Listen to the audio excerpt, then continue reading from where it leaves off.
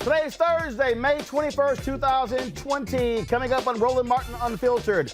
New evidence shows that the police officer who handcuffed a Miami doctor in front of his home shouldn't have been hired as a cop in the first place. We will talk with that brother, Dr. Armin Henderson, right here. In Iowa, the NAACP is demanding that the brutal attack on a black man be investigated as a hate crime. Environmentalists say that racism is the reason that black people and people of color have the most cases of coronavirus infections. We'll break it all down. And immigration advocates say that Donald Trump's deportation policies making the pandemic is making it worse in countries like Haiti. We'll talk to somebody who is fighting that. Plus, FedEx driver Antonio Braswell says FedEx called and told him to take down the video of his harassment by a customer and then fired him. We'll explain all of this, plus two crazy-ass white people stories for you today. One features white tears, and the other is a woman who thought she could refuse a speeding ticket. Didn't go well for Karen, plus more examples of Trump's inability to lead. And also, Senator Amy Klobuchar is being closely vetted as a possible VP pick for Donald Trump. Really? Klobuchar? How do black folks feel about that? It's time to bring the funk on Roland Martin Unfiltered. Let's go. He's got it. Whatever the biz, he's on it. Whatever it is, he's got the scoop, the fact, the find. And when it breaks, he's right on time and it's rolling. Best believe he's knowing. Putting it down from sports to news to politics. With entertainment just for kicks, he's rolling. It's on go, roll, y'all. It's Roland Martin, yeah. Rolling with Roland now. He's funk, he's fresh, he's real, the best, you know he's Roland Martin now.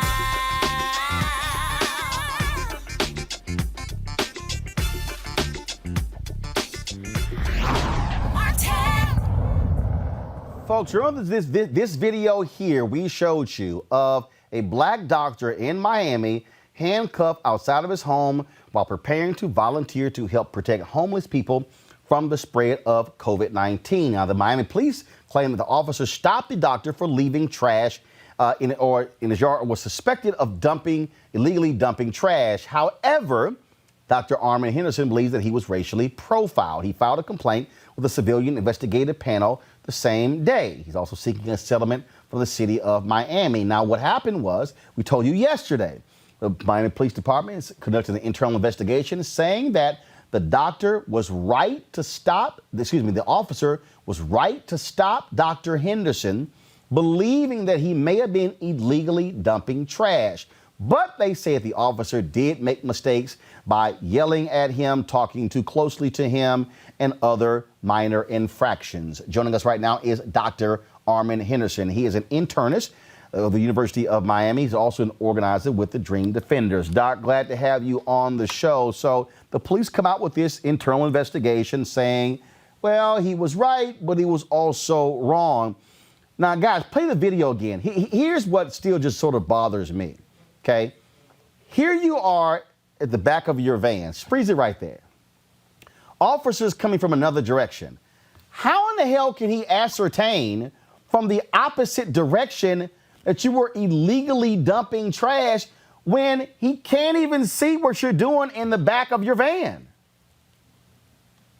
I don't know. I don't really know where the assertion really came from that I was dumping trash. Honestly, I just think he used it as an excuse just to pull me over.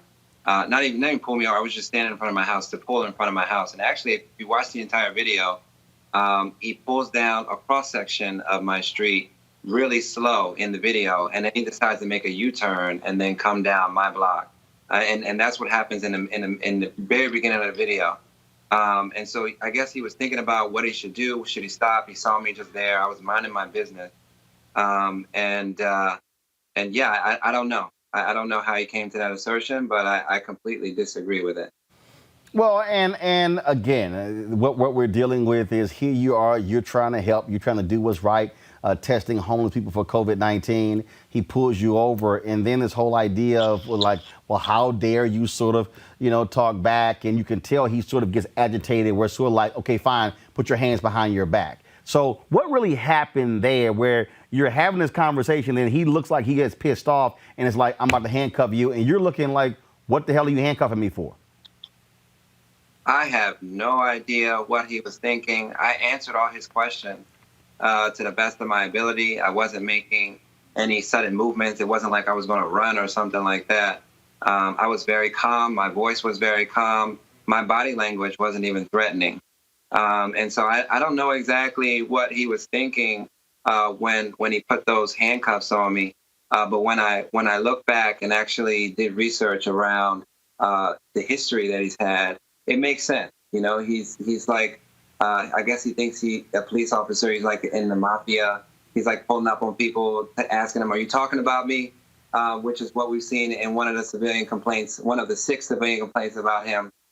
He's punching people in the face during other complaints in the neighborhood that he patrols as well. And so I don't exactly know what was going through his mind, but I was pretty shocked, even though I tried to keep my cool as much as possible.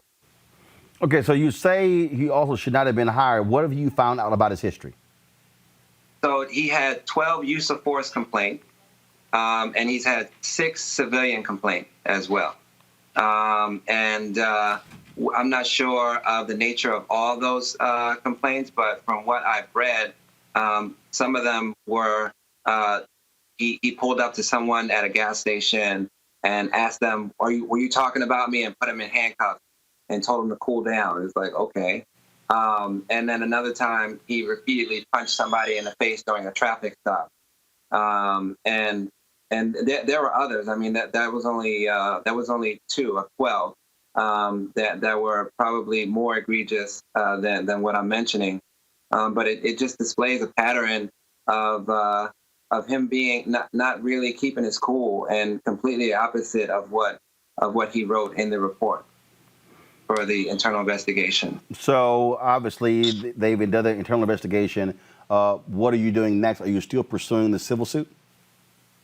Yes, we do have a civil suit against the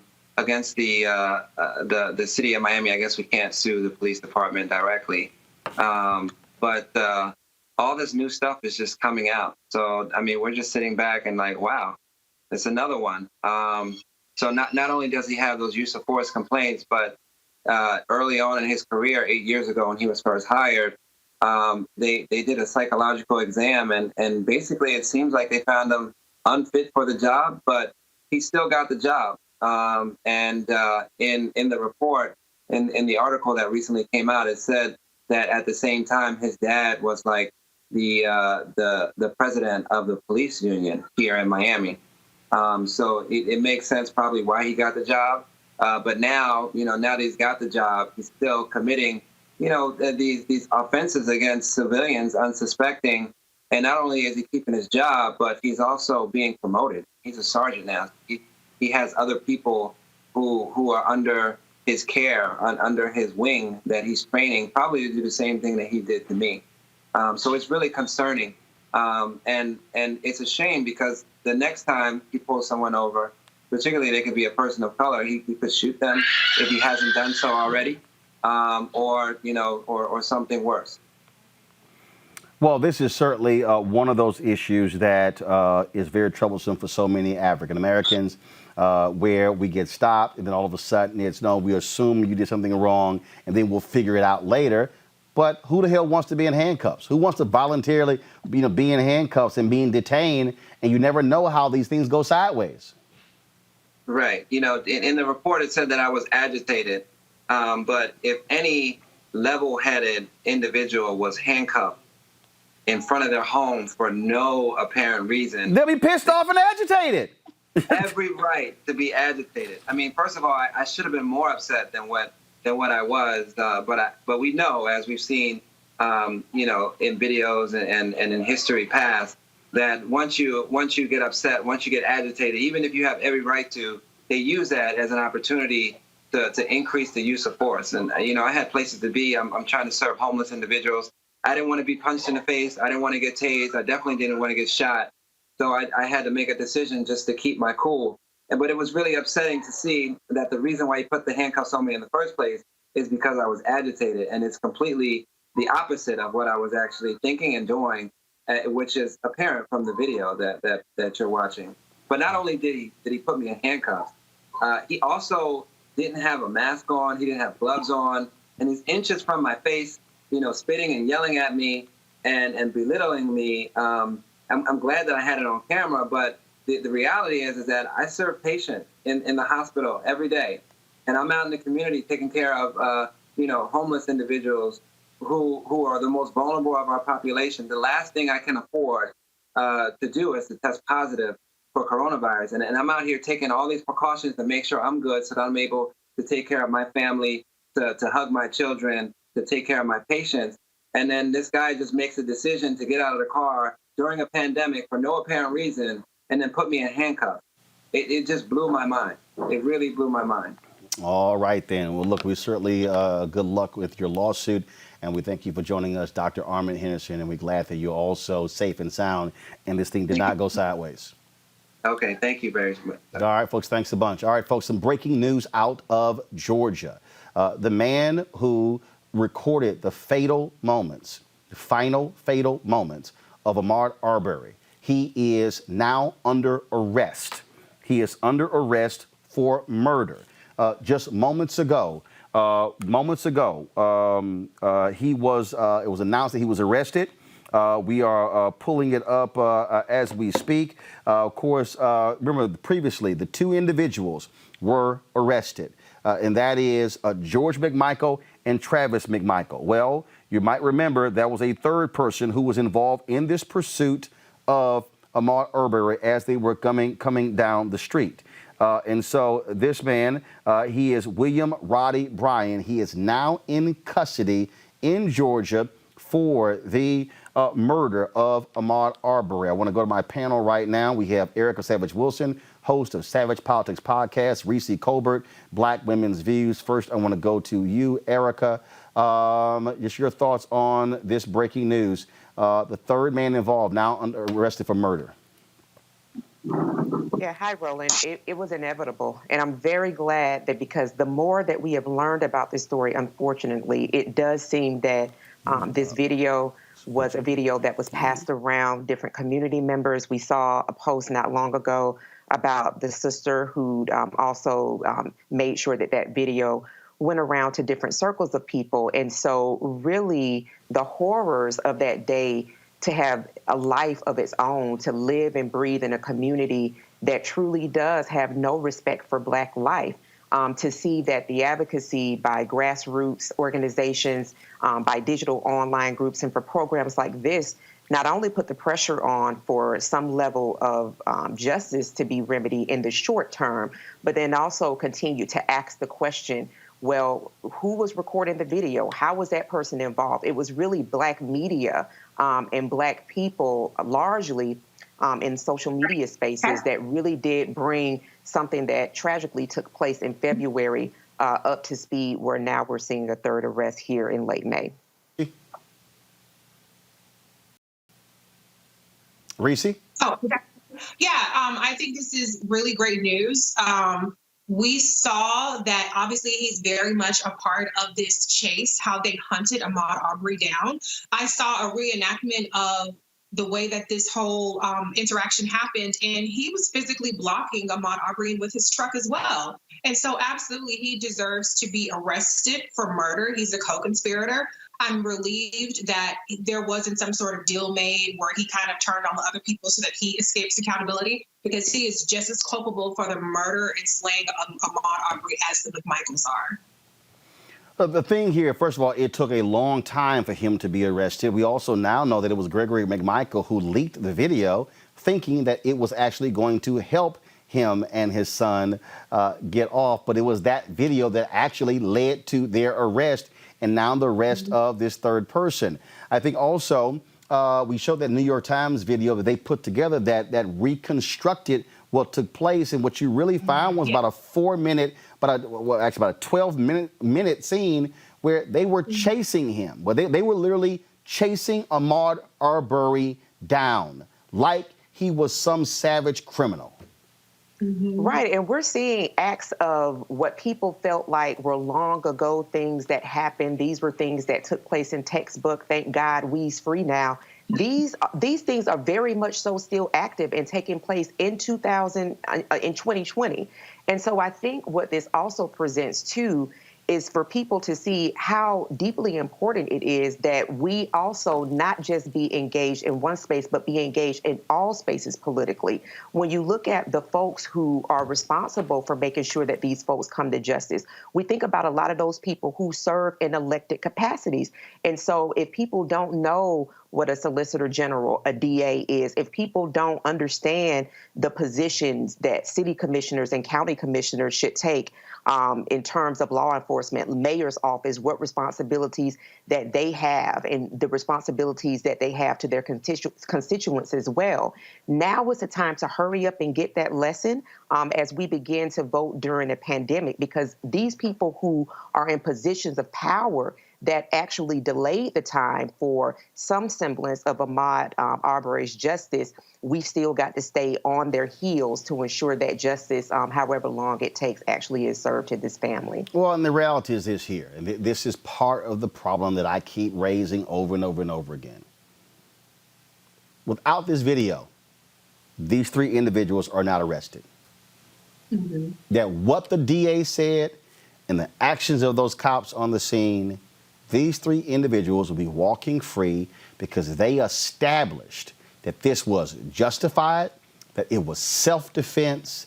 That's how they laid this thing out. And only because we see that video, and only because the video from the other neighbors' homes, as they were able to piece this thing together, coupled with the interviews with Gregory McMichael, Travis McMichael, and then this gentleman here, putting all that together, whether how the reconstruction is that we now know that he was actually chased and hunted down. Without that video, they are free to kill a black man. Absolutely. But what's more disturbing is that to some degree, the video, if that's all that anybody ever saw, might have actually helped the McMichaels, because it shows Ahmaud Arbery in a much more desperate, panicked state. Now it makes perfect sense why he was running as fast as he was. Now it makes more perfect sense why he would reach out his hand and get his hand blown off trying to take the shotgun away, because he was being chased. If there was no other choice that Ahmaud Arbery had in that situation, and all three men are equally culpable in that situation. And it's so ironic because I think it was last week or 2 weeks ago when the McMichael's attorneys were saying, we need to get all the facts. We need to know all the facts. Well, the facts are more and more damning the more information that we find out. And it's just so sickening to think about the amount of terror that Ahmaud Arbery was in those final moments. And to Erica's point, his sister, the McMichael's sisters, taking a picture for some sort of voyeurism of Ahmaud Arbery's body, it's sickening. These people are menaces to society, and I hope that they go to jail for the rest of their lives or get the death penalty. Again, folks, that's Roddy Brown, of course, the breaking news. He is in jail right now. He is in jail right now, arrested. Third person arrested in the shooting death of Ahmaud Arbery. In just a moment, we're going to be talking with Lee Merritt, who is the family attorney, who is the attorney for the mother of Ahmaud Arbery, to get his reaction to this breaking news. It just was announced just a few moments ago. Again, this whole case really turned from the moment the Georgia Bureau of Investigation got involved. The local district attorneys were not doing anything. They were not involved. They were not moving on this case. They had all of this evidence.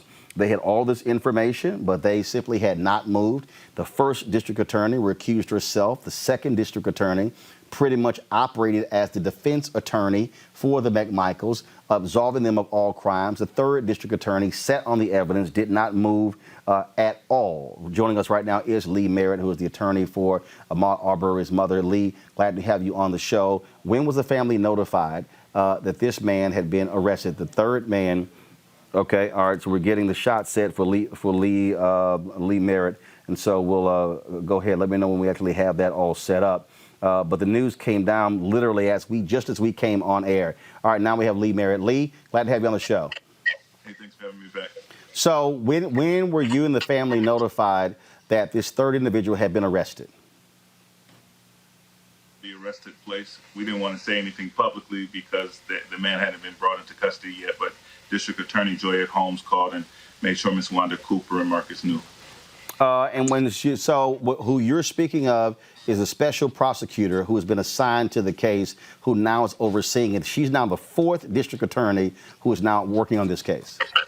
Right. And she came in really at the insistence of the family when the previous district attorney, who we believed had conflicts, was asked to step aside. Folks, go to my iPad. This is the photo of William Roddy Bryan. He was the one who shot that video. What's interesting, Lee, is that when you look at these individuals, I mean, George McMichael admits that he leaked the video, thinking it was going to help them. This guy's attorney saying the same thing, but it really, I think, was that reconstruction by the New York Times, I think, of the Georgia Bureau investigation, where we got a much better understanding of the final 10, 12, 15 minutes of Ahmaud Arbery's life to realize that this man was running for his life. He was being chased down by these 3 thugs. Now, Roland, you'll recall the first time you had me on the show, we discussed 3 assailants. This family has been talking about the arrest of 3 men since before the video was released. But I agree that the New York Times helped people understand why we were calling for the arrest of William Bryan as well. And that is, of course, that video, because by taking advantage of the video that Bryan shot, in addition to the home video and the timestamps, being able to piece it all together to put together, frankly, a coherent narrative that showed you what happened from this point to the end of his life to go, whoa. So I think when people saw he was running in one direction and then reverse field and start running in another direction and then reverse field again, you then began to feel and sense the desperation of Ahmaud Arbery as he tried to get away from these 3 individuals. That's exactly it. And you take that in combination with the statements that Roddy and the McMichaels gave law enforcement the day of the shooting, February 23rd. They said that Roddy played the active role of trying to block Ahmaud in. He was unsuccessful, and they continued to chase him. So this was a man who played a very active role in this. And you will recall this attorney, I think just a couple of days ago, was saying that he took a lie detector test. And obviously that's not evidence, but I'm curious about what questions exactly were asked in that lie detector test. Absolutely. And so, again, the breaking news, William Roddy Bryan, you see right here, the 3rd man involved in the murder of Ahmaud Arbery, moments ago, taken into custody. He is under arrest. He is being charged with murder in the death of Ahmaud Arbery. Lee, we certainly appreciate it, and we'll certainly stay on top of this and cover any future developments. All right, thank you so much. All right, folks, let's go to another story out of Iowa. A 22-year-old black man was attacked by multiple white men who accused him of being a burglar after leaving his girlfriend's home. Now, he was brutally assaulted with serious injuries. Darquan Jones suffered a broken arm, a broken nose, and 5 broken bones in his face. Joining us right now is Cameron Middlebrooks, president of the Des Moines, Iowa NAACP. Cameron, glad to have you on the show. This is absolutely crazy that these white men attacked him, and he's a burglar, but he's leaving the home? So he wasn't actually leaving the home. He was attempting to get to his girlfriend's house. She didn't answer the door, and that's when he was approached by these 2 men. Accused of burglarizing a home or a piece of property. That was not the case. There were no reports to police of any burglary that evening, and that's where the beating began to occur. This is certainly just, unbelievable. He was pummeled. First of all, how many white men were involved in this? So at least 2 that we know of. Okay, and so they attack him. When did this take place? So this took place early Saturday morning. Quan was on his way to his girlfriend's house to get some sleep before he was going to head to work.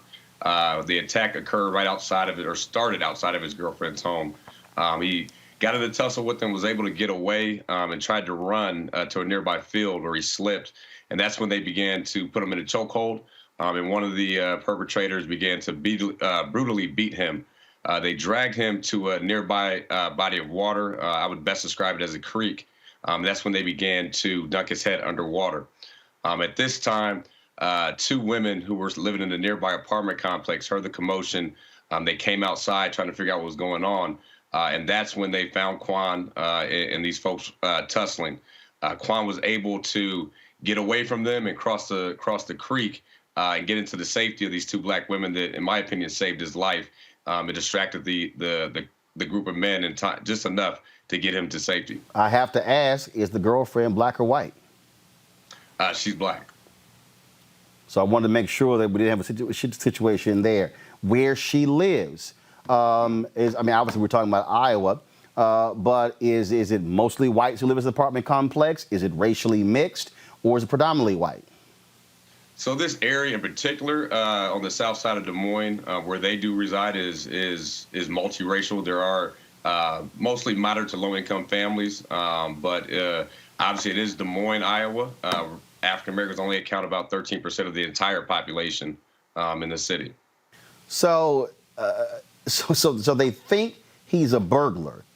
So they believe that they're cops? I mean, this sort of sounds like, to me, like what we just discussed with Ahmaud Arbery in Brunswick, Georgia, where, you think he's robbing something, so therefore you now have the right to chase the person out and beat the hell out of him. Exactly, Roland. When I first heard about it, this occurred actually 2 days after we experienced a cyber attack with our Civil Rights Commission and our Des Moines City Council, where racial slurs were railed off at that time. To me, it just shows an escalation of racial tension, not only in Des Moines, but across this country. Like you said, it's basically the same rundown as Ahmaud Arbery and so many others, where folks are accused of whatever crime as a reason or excuse to commit a crime themselves. Are these two men free, or are they under arrest? They're still free. They're still at large right now. We have not heard any leads from the police department as of yet. Now, were these two men living in the apartment complex? We do not know. But they still have not been caught? They still have not been caught. Do they know? Do they have a sketch out, photos of these individuals? Roland, they don't have any of that yet. The two women, I think, probably had the best look at them, more so than Quan did. But they were quite a few distance away. The lady told me roughly about 25 yards. It was dark, the middle of the night, and it's near a forested area. So I'm not sure exactly what they were, how clear of a look they were able to get. But at this time, there are no leads, and the entire community is waiting for the police department to find justice. All right, Cameron Middlebrooks, President, Des Moines, Iowa, NAACP. We appreciate it. Thanks a lot. Thank you, Roland. Thank you for having me. Reese Colbert, I want to go to you again. We talk about this case, Ahmaud Arbery. We can talk about Breonna Taylor. Again, what you have is you got white folks in this country, in the case of Taylor, obviously those were cops, who have this belief that, we can chase down black folks with impunity. Absolutely. I think what I want to tell to the white folks out there, if you're watching, black people don't want nothing from you, okay? Every black person out there is not trying to steal.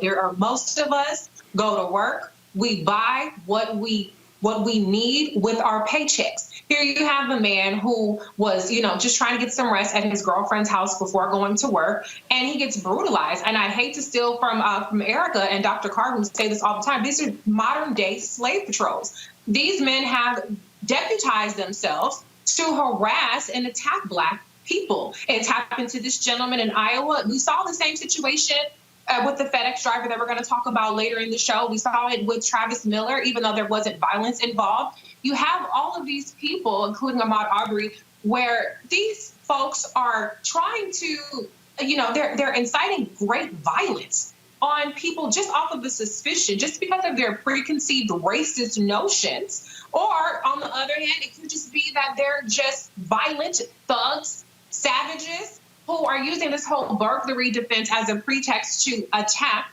without any warning and without any cause, Black people who are just living wild Black. Either way, it has to come to a stop. And it's very disturbing that these people are still at large. Erica. Yeah, I agree with Reese. And in the piece, it talked about that perhaps these two things were either drunk or high. I'm going to tell you what they're drunk or high off of is this faux religion of white supremacy. And when we continue to see this playbook of how to harm Black life and literally not be held into account, we really see how it's just an allegation.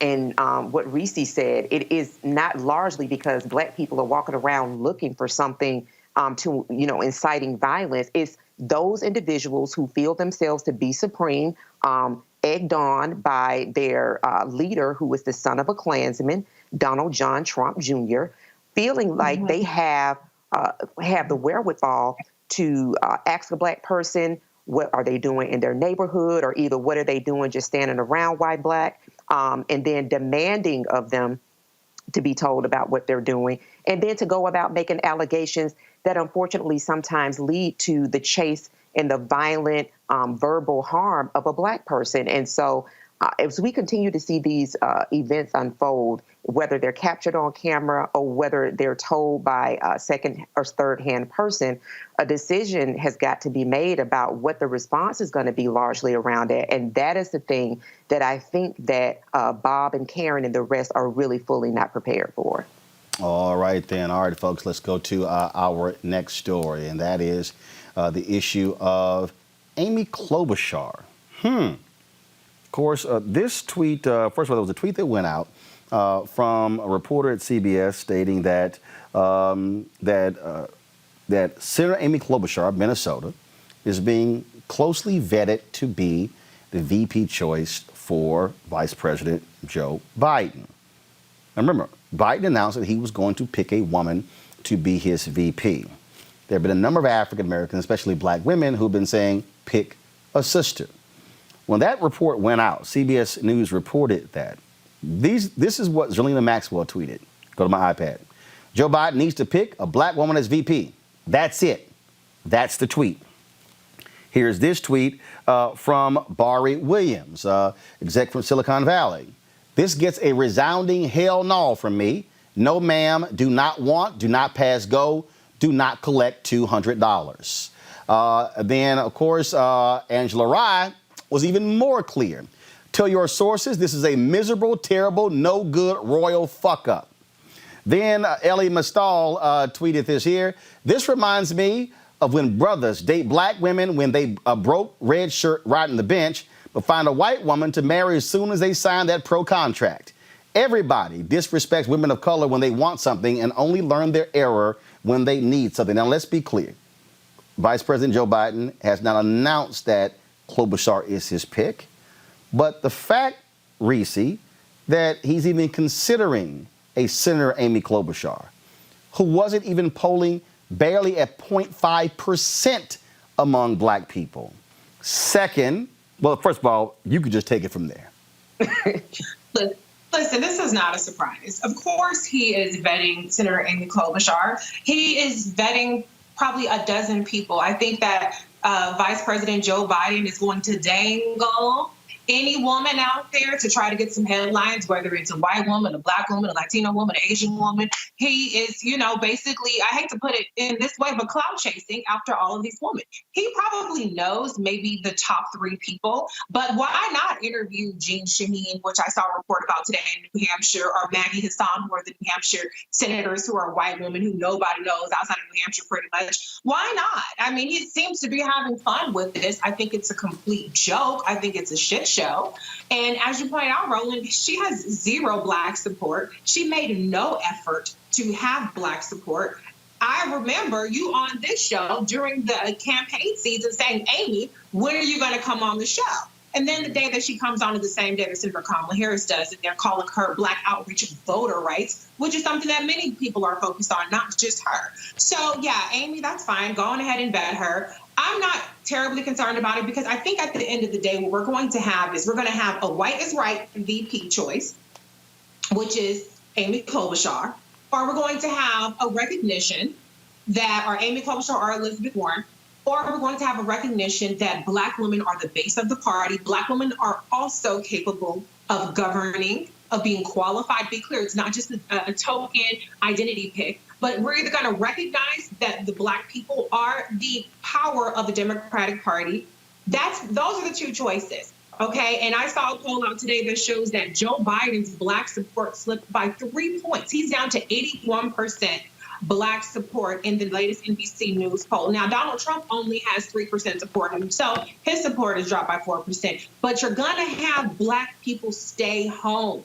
And you can curse them and you can say Donald Trump is the most important thing. It's not going to matter if you do not energize Black voters. And Amy Klobuchar is a non-starter with Black voters that Joe Biden doesn't already have. Erica, the thing is this here. All this talk around Senator Amy Klobuchar is that she could be the key to unlocking and winning these white voters in the Midwest.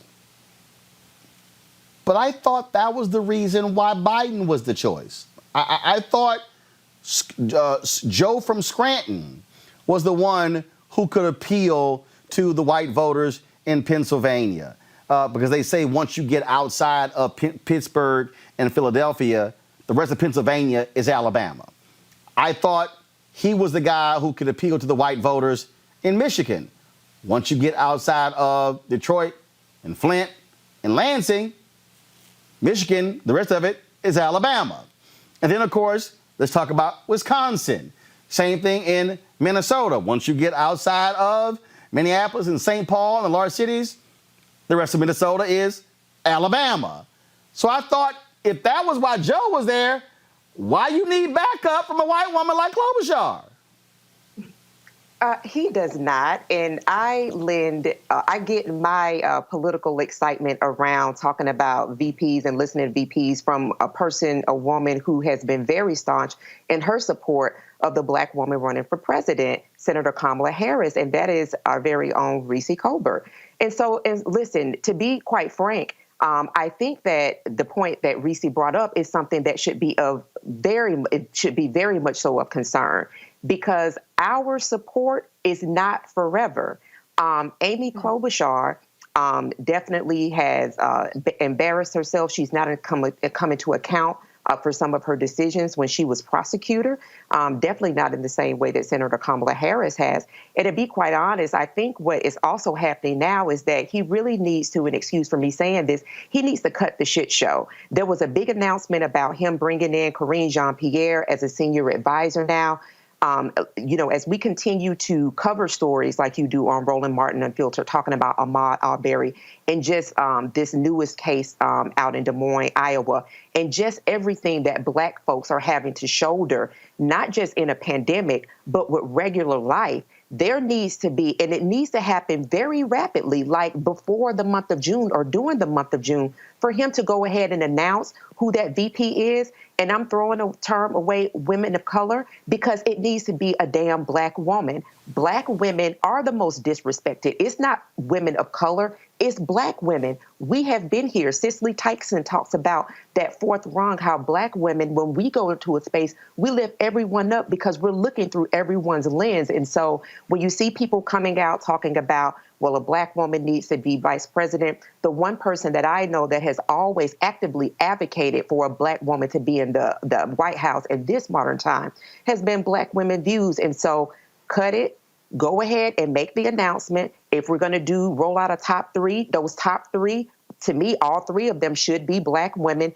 And let's get it moving, because there's a lot of work to be done, particularly around voter protections and making sure that the base of the party does turn out, and leave them white folks alone. They left in the 60s. They're not coming back. That's over. It is done with. It needs to be a Black woman that's going to be the Veep on this Biden ticket. So I'll put this out to you, and I've heard this from some Black female activists who say if he picks Senator Elizabeth Warren, they would welcome that pick. She's progressive. There are Democrats who say that she would unite the progressive wing with this moderate center right, if you will, that Biden appeals to. Your thoughts about seeing Elizabeth Warren as a potential VP pick? Yeah, that's not a Black woman. And Senator Elizabeth Warren, I tip my hat to her. She won the blue check battle of intelligentsias. She had the black intelligentsia. She had the black verified Twitter on her account. And guess what? In South Carolina, she got 8% of the black vote. In Virginia, she got 8% of the black vote. So she can parachute every black person in there to co-sign her, but she did not connect with black people during the primary. It's not just a joke thing. If you look at her audiences, they were very monolithically white, even in places like South Carolina. So no, Elizabeth Warren is not a black VP, just like Bill Clinton is not a black president, just like Donald Trump is not a black president, as some of his black supporters would say. Absolutely not. Elizabeth Warren is not sufficient. She did not perform all that well in the primaries herself. She never placed above third place. She had a $140 million campaign. She lost every single race, including her home state. So this whole notion that she's some sort of big unifier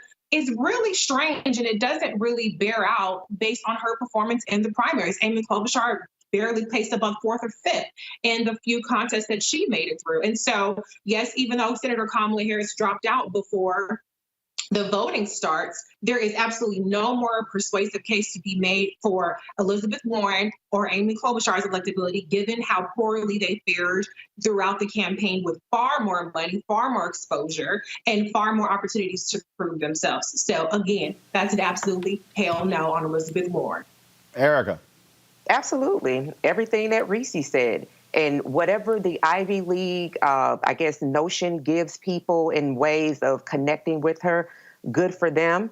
I'm with Reese. She is not a damn black woman. And that is the bottom line. The Veep ticket has to be a black woman. And mind you, and this is just the facts, Senator Klobuchar is, Senator Warren is in her 70s. So I think that she serves far better in the wells of the Senate than running alongside someone who is advanced in age himself. He needs the same group of women that gave him a Christ-like resurrection when he was in South Carolina to his campaign. What do you say to people, the people who have been commenting on the chat, who say Senator Harris didn't resonate among black people? Well, number one, she absolutely did resonate around black people. As a matter of fact, there were articles about how the fact that she was tapping into a black donor class that hadn't even been tapped into before. Her events were very much diverse. There were tons of black people at her events. I, in fact, attended her Black Women Weekend of Action in South Carolina. The fact of the matter is, you cannot compare apples and oranges. You cannot compare the performance of a person, Senator Kamala Harris, who got in some weeks 137 mentions in the media, compared to Elizabeth Warren, who got over 1,000, and Joe Biden, who got 1,800. She had 3% of the media mentions in her campaign. She ran a campaign that raised a total of $35 million, which, by the way, is the most that a black woman has ever raised running for president. However, you compare that to $140 million, of course she's not going to compete as well. But the fact of the matter is, Kamala Harris was able to generate enthusiasm in her supporters. She was able to constantly bring out black people, which is what we're talking about here. In Michigan, she won the endorsement of the entire Michigan Black Caucus. And so this whole notion that Senator Kamala Harris doesn't appeal to black people just because there were smears about her record that were propagated by the progressive wing of the party, because she didn't get to South Carolina because we had the most white states voting first, which she was not polling well in, is ridiculous. It's trying to pass off the structural disadvantages of this presidential campaign as some sort of deficiency on her part. The bottom line is Senator Kamala Harris has won the most votes out of all of these women, period, time and time again. She's won competitive primaries, unlike Senator Elizabeth Warren, who wasn't in a competitive primary. Klobuchar was not in a competitive primary for their Senate seats. So she's won. The proof is in the pudding. And at the end of the day, the bottom line is Senator Kamala Harris can go into black spaces. She can go on Revolt TV, the podcast with Joe Biden and Rick Ross. She can go on to Essence Magazine, to the Essence Festival. She can go into all these black places credibly and competently talk about our issues as black people. And more importantly, she's actually working on these things. I don't see Elizabeth Warren pushing the racial disparities and ethnic task force. I don't see her pushing all these initiatives about racial profiling and trying to push William Barr on all these things. Senator Kamala Harris has taken the lead. She didn't drop black people like a bad habit. once she dropped out. She is still fighting for her issues, and that's what we need, a seat at the table, period. You say you don't see Senator Elizabeth Warren pushing which racial diversity task force?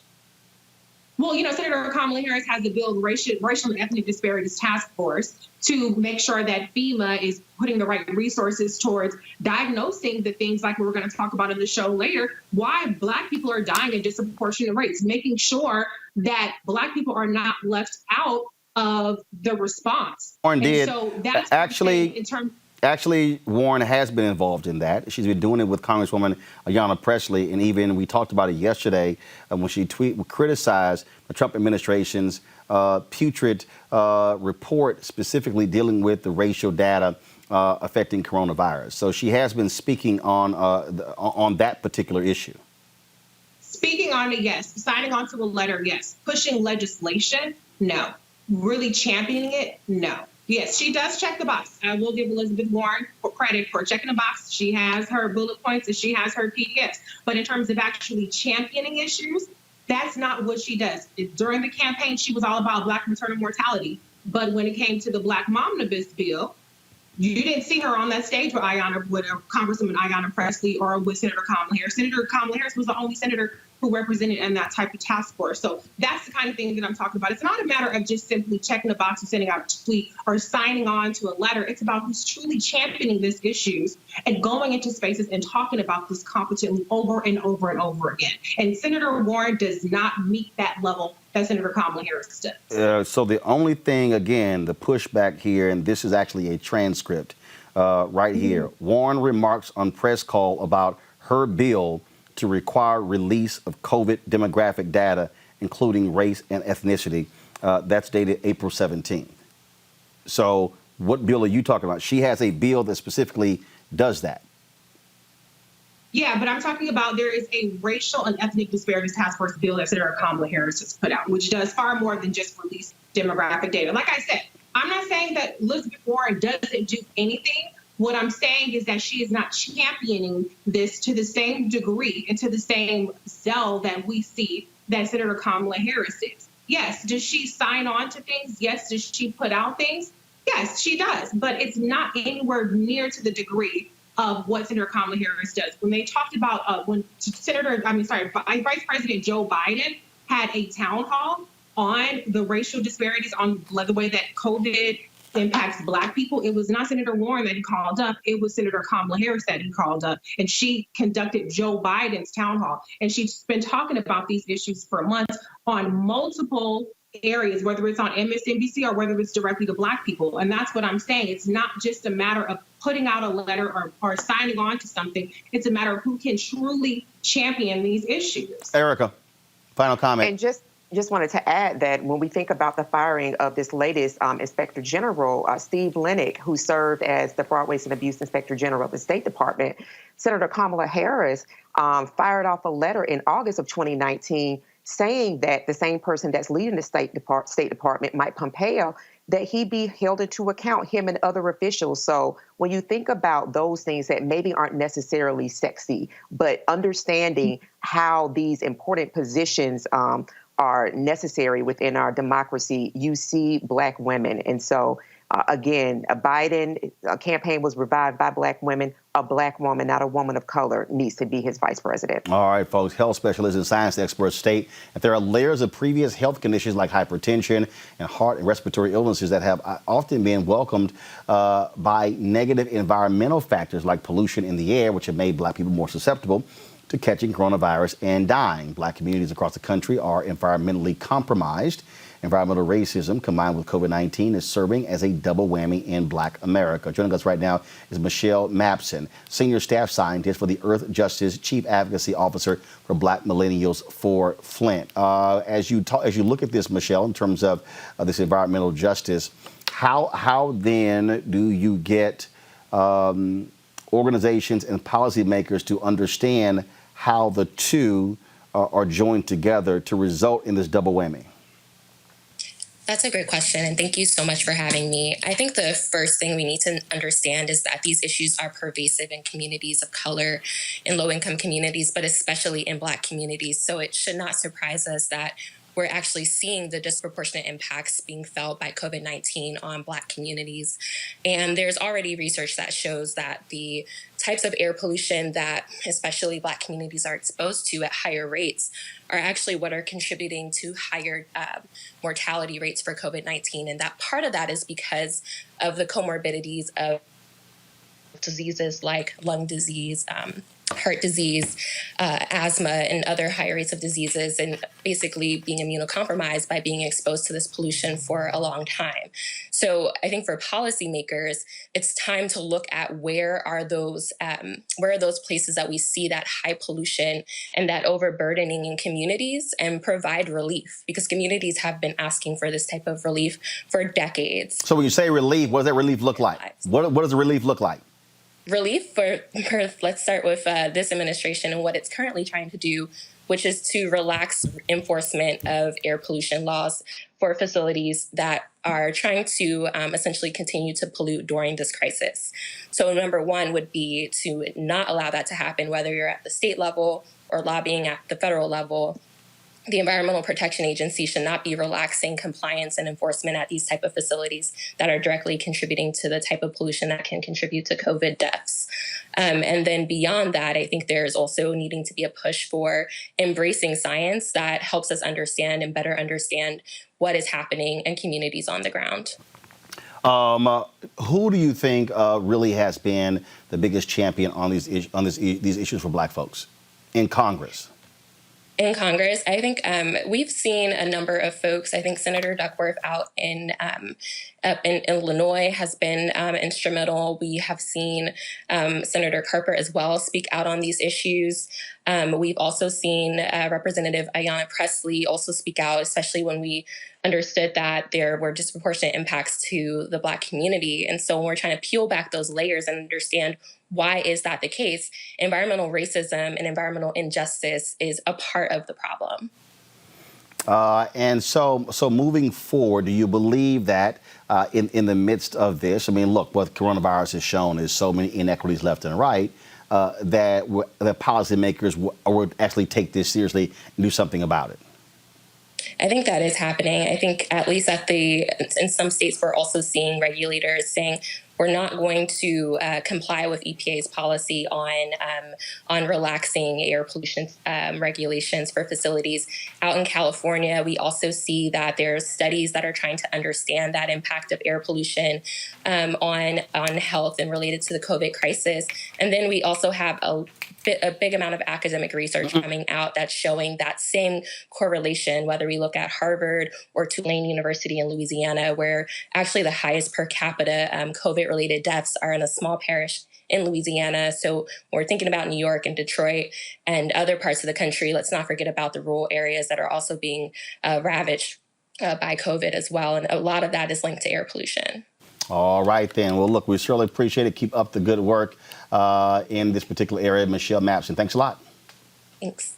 All right, folks, got to go to a break. We come back. We're going to talk about what Haitian activists are doing when it comes to ensuring that Black folks are not being sent out of this country.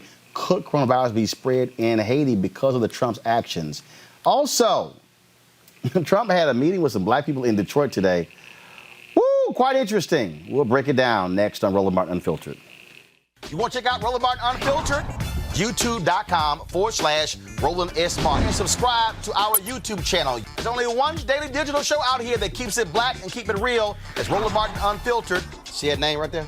Roland Martin Unfiltered. Like, share, and subscribe to our YouTube channel. That's youtube.com/Roland S. Martin. And don't forget to turn on your notifications so when we go live, you'll know it. You want to support Roland Martin Unfiltered?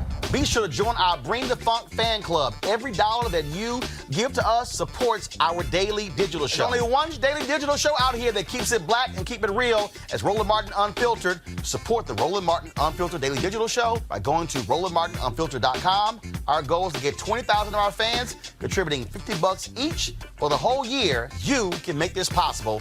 RolandMartinUnfiltered.com. All right, folks, after baselessly accusing immigrants of bringing coronavirus to the United States, Donald Trump is endangering the lives of infected immigrants with flights filled with COVID-19 carriers. There have been 8 such flights this week alone, according to data collected by Jake Johnston at the Center for Economic and Policy Research, and a total of 98 flights since March 15th. Destinations to Guatemala, Honduras, El Salvador, Brazil, Nicaragua, Ecuador, Haiti, the Dominican Republic, Colombia, and Jamaica. Recent reports have also claimed that some 130 migrants from India will soon be deported to New Delhi. This is crazy. I want to go to my panel here. Is that, okay, if you're trying to sit here and prevent coronavirus from becoming an international pandemic like it is, Erica, you don't send people to places that aren't adequately prepared to deal with this.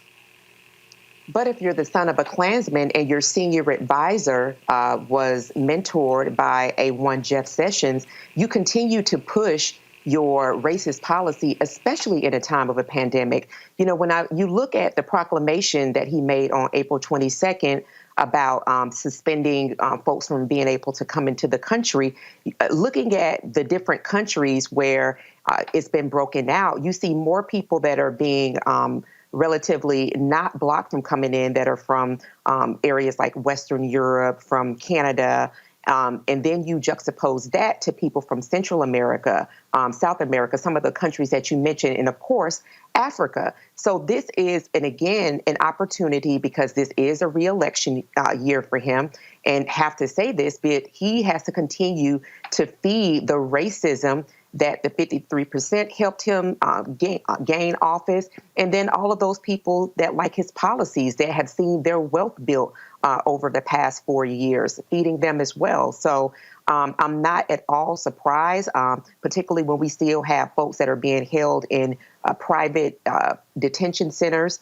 So that still feeds those people who have wealth and stock in those areas. I'm not terribly surprised, but I think that it's very important that people do understand this, because the other effect of that, America supposedly being first, is you're seeing the impact that we're having on the global community as a trusted place of respite and leading with wisdom. Bottom line is, I mean, look, it shows you how careless and heartless this administration is, Reese.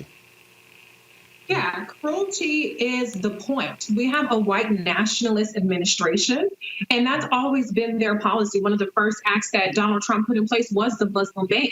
And then you have the child separation policy, which is still essentially in effect. They do not look at immigrants as human beings. They're chess pawns, and they're people to inflict harm and damage upon. It makes absolutely no sense what they're doing, but this is the Donald Trump way. It is to hold immigrants in totally inhumane conditions, cause a spread in these detention centers, deport people, usually without any kind of due process. But what Donald Trump fails to understand, aside from the workers that he has in his resorts, which he has no problem finding workers who are immigrants to work in those, but you're cutting off a pipeline of doctors, of medical professionals, of scientists that can actually help us tackle this public health crisis. You're not going to have people who are scientists from other countries even want to come over here and deal with all this crap because of the racist and xenophobic treatment that the Donald Trump administration inflicts on immigrants, and it's ridiculous. All right, folks, today in Detroit, Donald Trump held a discussion on efforts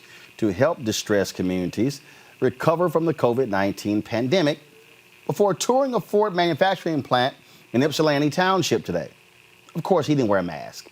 He met with national and Detroit area African-American leaders at the Ford Motor Company's Rawsonville plant before touring the facility, which has been repurposed to manufacture ventilators and personal protective equipment. Now, keep in mind, what has also happened is that Ford had to shut down a couple of other plants after they opened because workers tested positive coronavirus. Here is some of what Trump discussed with the black folks.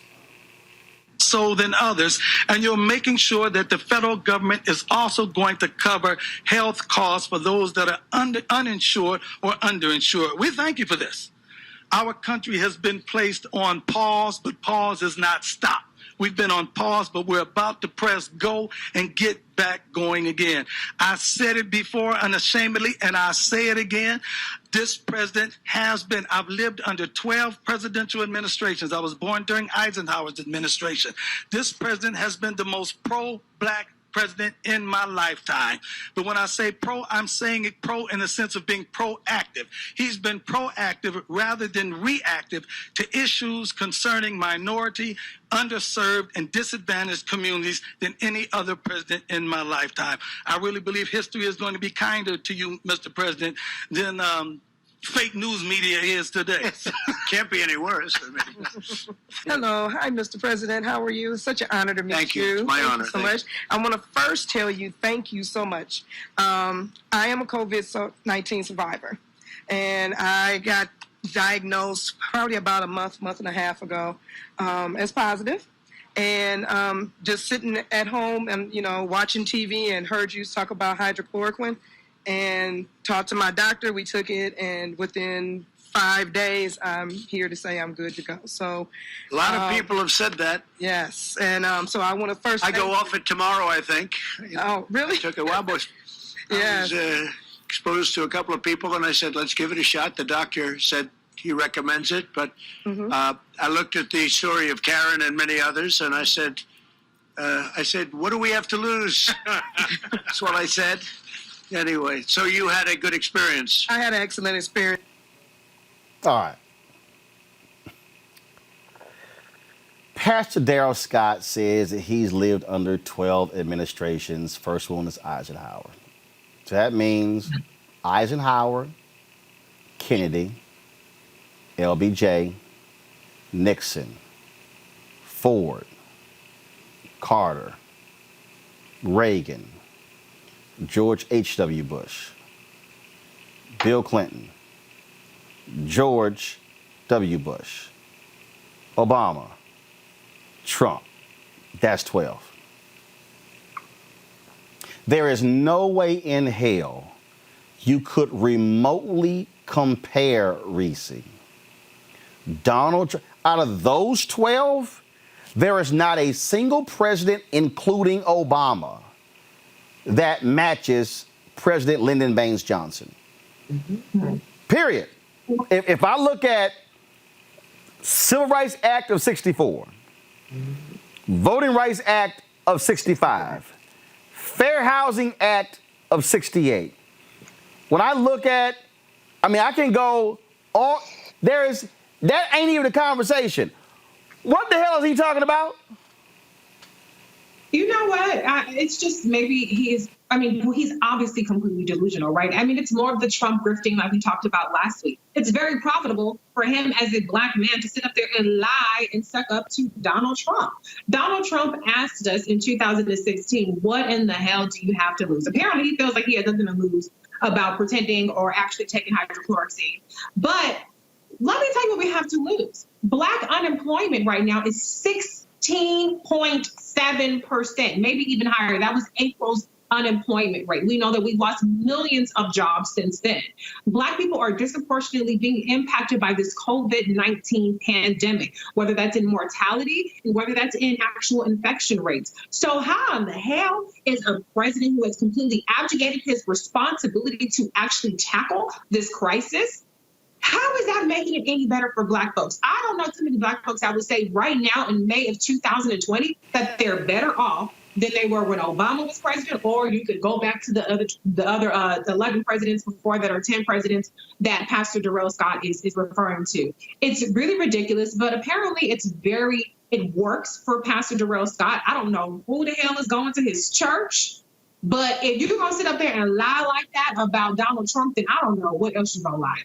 Sure. Erica, I'm sorry, Darrell, I appreciate the laughs. I appreciate that.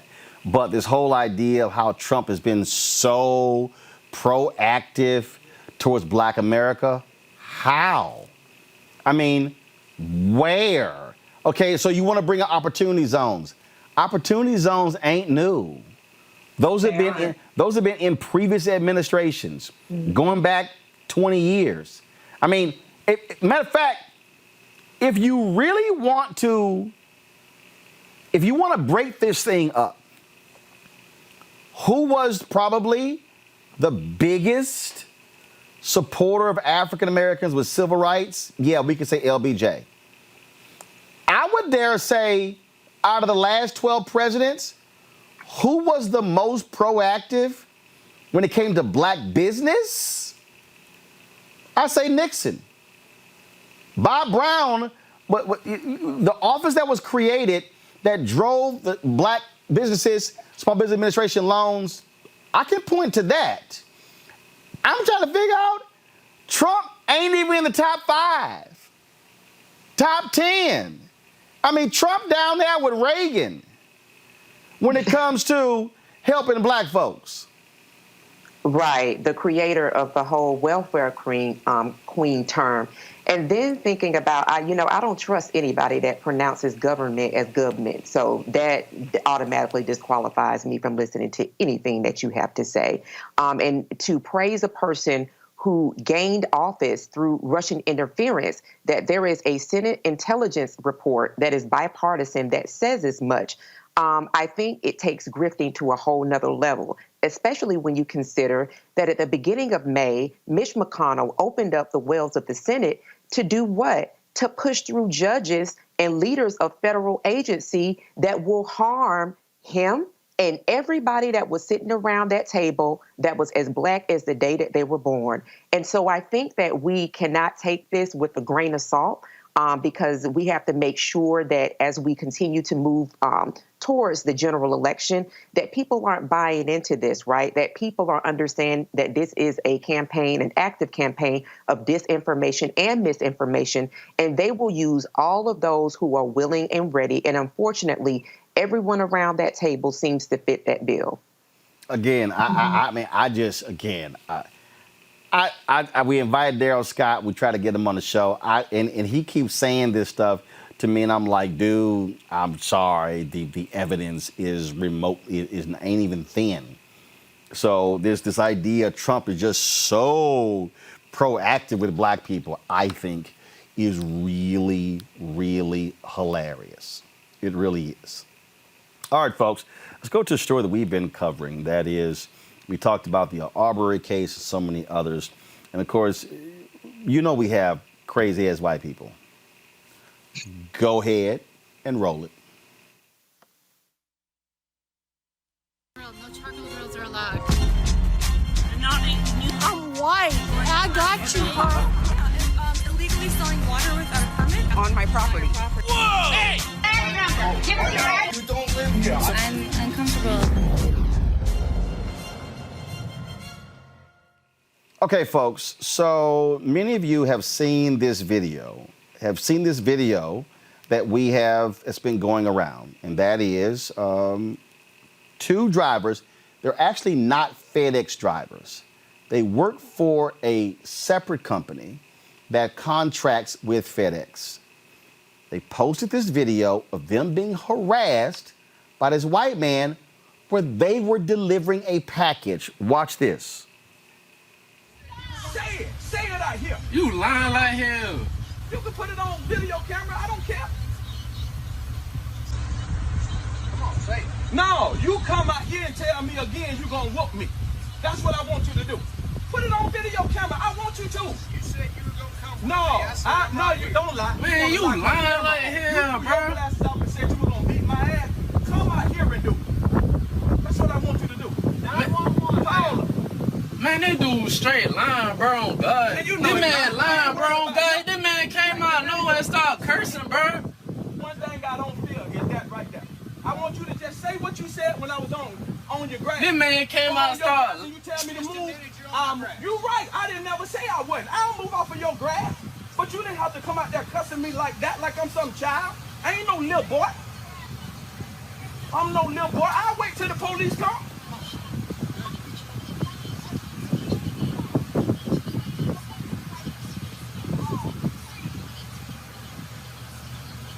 You can record all you want, bro. I got you. Right there. I got That's you, where bro. his power at right there. That's your power. That's his power. That's where your power at right there. Where you going? Man, I ain't finna waste my time with you. You got my information. You got my information. They'll find me. They'll find me. You need to get your glasses back on. Yeah, I thought you were gonna whoop my ass too. All right, folks. So that was a tweet sent out by Antonio Braswell. Today, he posted this. FedEx called and told me to take down, we have the tweet, FedEx called and told me to take down this video and fired both of us today. I'm reposting this video because people like him, doesn't matter white or any race, should never disrespect essential workers, putting their lives in jeopardy, especially with this COVID-19. Now, this other reporter who was with Newsweek, who was editor at large, what he did was he was covering this story, made some phone calls to the folks at FedEx, and that's where we found out that they were independent workers. So here's the deal. I'm reading these tweets right here. Now, this is what he posted. The first tweet, this is what he said. Some good news for Antonio, the FedEx driver, in the viral video. I asked FedEx spokesperson if she could confirm he and his partner had been fired. Here's their response. While we conduct this investigation, FedEx will provide employment for these drivers. Now, this is the statement. FedEx takes extremely seriously any allegations of discrimination, retaliation, or improper employment actions.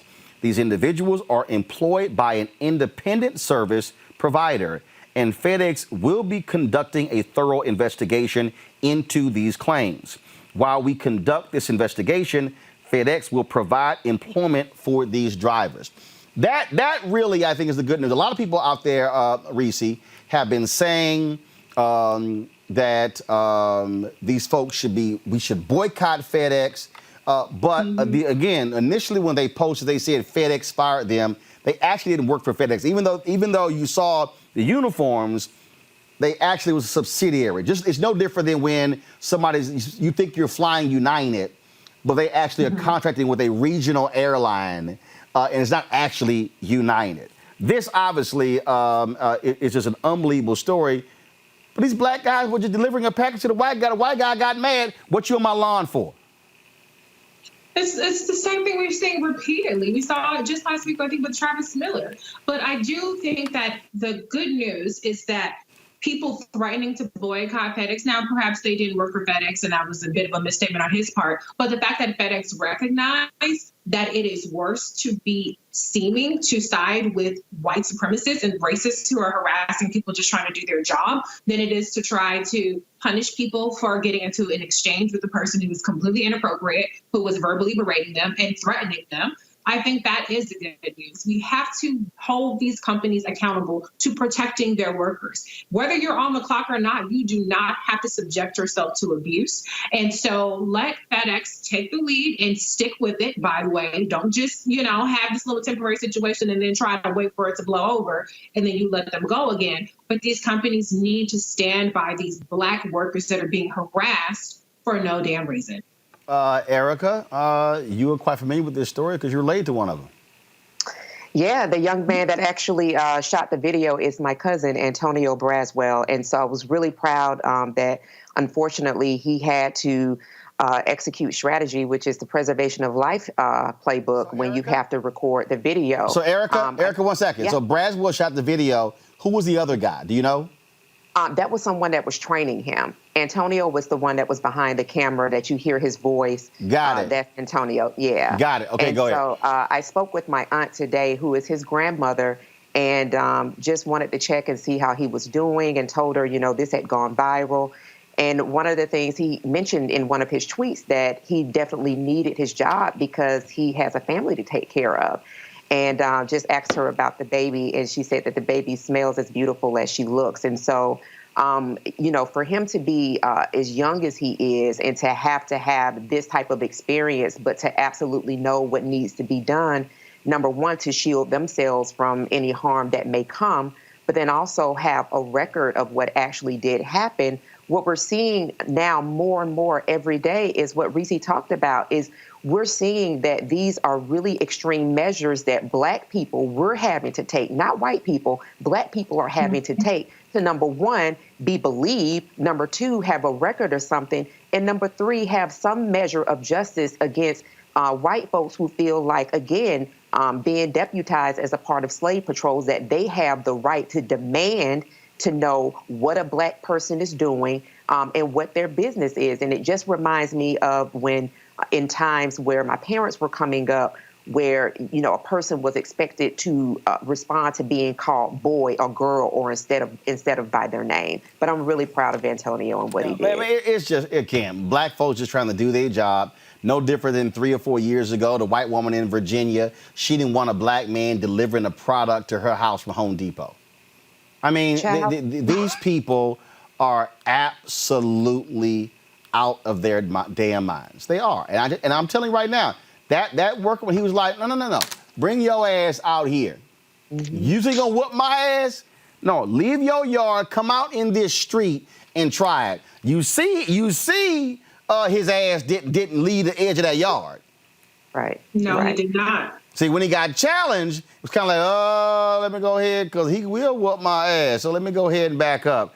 All right, y'all, my second craziest white person video. Y'all, these people, these white folks complaining about these masks are really getting on my nerves. Y'all, we saw this video. These tears, I'm just trying to figure out. Just go ahead and press play. It was probably 45 minutes of having it on. It's the first time I've worn one. I am disoriented. I'm a little mad, if you can't tell that already. Like, I'm frustrated, but I don't feel good physically. Like, I can tell you right now, I wasn't getting enough oxygen, and I just had on one of these little stupid things. I feel dizzy. My hands are kind of tingly. My heart is beating fast. So some of it's an emotional reaction, but some of it's a physical reaction. I understand the virus is real. Okay, I understand the virus is real. Friends, look at the numbers and tell me why everybody's living in fear. Tell me why we're putting these things on and not being able to breathe. I just want to cry. Like, that's all I want to do is cry, because you can't see people's faces. You can't make human connection. We can't hug people. We can't hold their babies. I'm at the end of it. I'm just simply at the end of it. It doesn't make sense. This doesn't make sense. And I'm not okay with it. Nothing about what we're doing is supported by the numbers that are out there. Those of you that know me, like, I am one of the most compassionate, caring people you will ever meet. And I do care about you. But I also care about me and my children and my family. And I do care about my rights. And it's probably the last time I'm wearing this, because I feel terrible. I feel emotionally terrible, but I feel physically like it affected me. So anyway, there you go.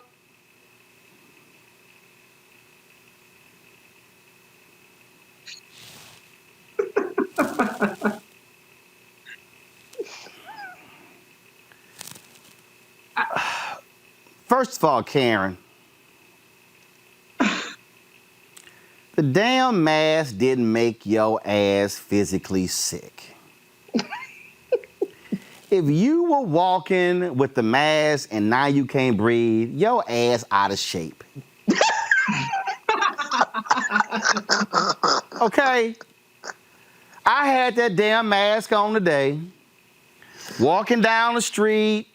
I had to go to the dentist's office to get a crown put back in that came out trying to floss.